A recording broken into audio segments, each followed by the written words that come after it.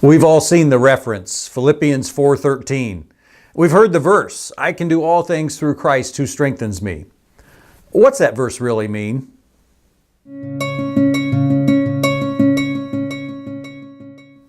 I'm Steve, and I put out 3 short videos on the Bible each week. I'm going through the book of Philippians, and if you want to catch up on the series, you can find the first video in that link in the upper right. And to get notified of all the new videos, 3 each week, you can click the subscribe button down in the lower right, and also then that bell icon when it appears. Well, who wouldn't like this promise? I can do all things through Him, through Christ, who gives me strength. Of course we like that. That's why it's on all the shirts. That's why it's on all the magnets and the plaques and underneath the eyes of some pro ball players. Who wouldn't want to think, I can do anything through Christ who strengthens me? Well, but what's it mean? Does this verse mean I can jump over tall buildings in a single bound? I think most of us know the answer is no. But I guess the question is, how do we know what it means? And that goes back to what we saw in the last video, this idea of I need to ask questions and look to the context for answers. And if you haven't watched that one yet, please do. I'll put a link up here, but it's foundational for studying the Bible in general. All right, so I need to ask questions. I need to look to the context. And the context here really starts in verse 10. Paul says, "But I rejoiced in the Lord greatly that now at last you have revived your concern for me. Indeed, you were concerned before, but you lacked opportunity. Not," he says, "that I speak from want, for I have learned to be content in whatever circumstances I am. I know how to get along with humble means, and I also know how to live in prosperity.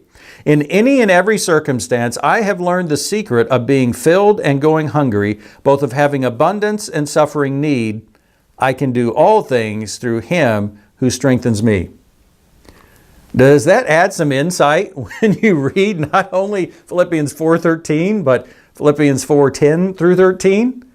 Paul is just the opposite of what we take it to mean sometimes. Paul is not saying I can change any circumstance through whatever means. I work hard, I have faith, I pray, I can change it, God will change it. None of that. He's talking about there will be times when I can't change the circumstance. When the circumstance won't change, I can be content with whatever circumstance, whether I like it or not.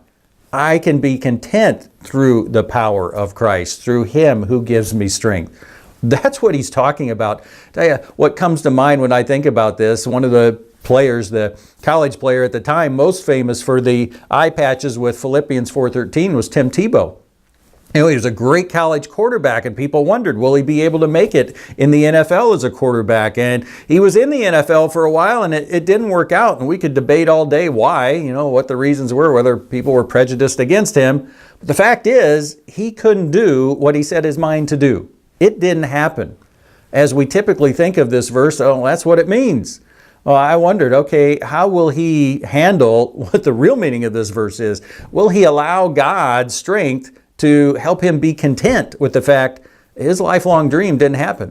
And everything I've seen about him says, yes, he is content. He's still a strong witness for God, faithful to God. That's what this verse is talking about.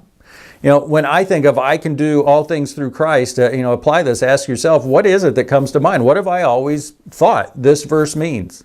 What do I want it to mean? I think we need to be honest. I'd like it to mean that if I just, either on my own, I work hard enough, or in conjunction, I have enough faith, I pray enough, the situation will change. That's not what it means. It means the situation may never change. The strength that it's talking about, what that does for me, it allows me to be content no matter what. Think of a situation you're facing either personally or someone close to you that you'd like to change. There is nothing wrong with praying to God that it would change, with doing all that you can. But this verse is telling us at the end of the day, if it doesn't change, I need to still be content.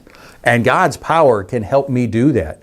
It's part of this overall lesson we've seen of humility. God's God and I'm not. I need to be okay if it doesn't change. And again, I can be. That's what the strength of Christ can do for me. Help me be content in a situation that is nowhere near what I would like it to be. Well, we understand this verse, what it really means, because as I always say, we read the good book like a good book.